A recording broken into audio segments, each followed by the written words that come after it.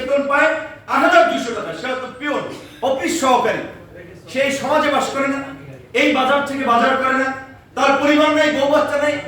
৮,২০০ টাকায় চুরি করা ছাড়া পরিবার বাঁচানো সম্ভব? ৮,২০০ টাকায় এইটা রাষ্ট্রের চোখে পড়ে নাই।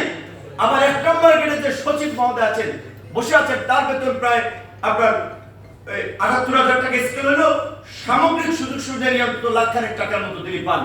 তাহলে সচিবের বেতন ৭৮,০০০ টাকা, সহকারীর বেতন ৮,২০০ টাকা। এই বেতন বৈষম্য কারো চোখে পড়ে নাই? সরকারি বেতন বৈষম্য আমরা মনে করি দূর করা দরকার। বেতন কাঠামো সর্বোচ্চ ৪ থেকে ৫টা শ্রেণীতে বিভক্ত থাকতে পারে। এত বৈষম্য এটা সমর্থন করা যায় না।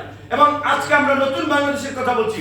এই নতুন বাংলাদেশ বিনির্মাণ করার জন্য, এই জুলাইয়ের প্রত্যাশাকে প্রাপ্তিতে পরিণত করার জন্য সরকারি সমস্ত অফিস আদালতকে ঘুষ দুর্নীতি মুক্ত করে জবাবদিহিতামূলক পরিবেশ অফিস আদালতগুলোতে নিশ্চিত করতে হবে। তার জন্য এই ৮,০০০ টাকার স্কেলের বেতন অন্তত ৩ গুণ বাড়ানো দরকার।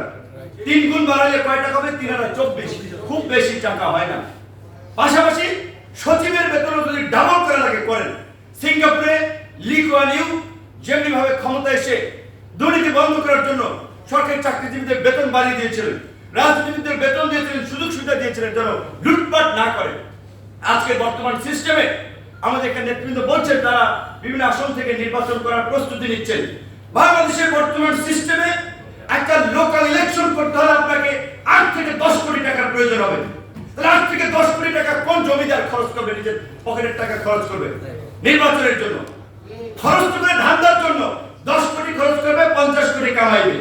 তাহলে এই যে নির্বাচন সংস্কার কমিশন যারা কাজ করতেছেন, আমি জানি না নির্বাচনে কালো টাকা এবং পেশি শক্তি বন্ধে তারা সুস্পষ্ট কি পদক্ষেপ দিচ্ছেন।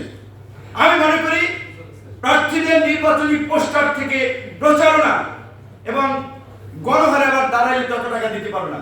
প্রার্থী কারা হবে সেটা ন্যূনতম ক্রাইটেরিয়া থাকা উচিত এবং প্রত্যেক প্রার্থীকে নির্বাচনের একটা খরচ নির্বাচন কমিশনের দেওয়া উচিত। এটা তো নির্বাচন কমিশন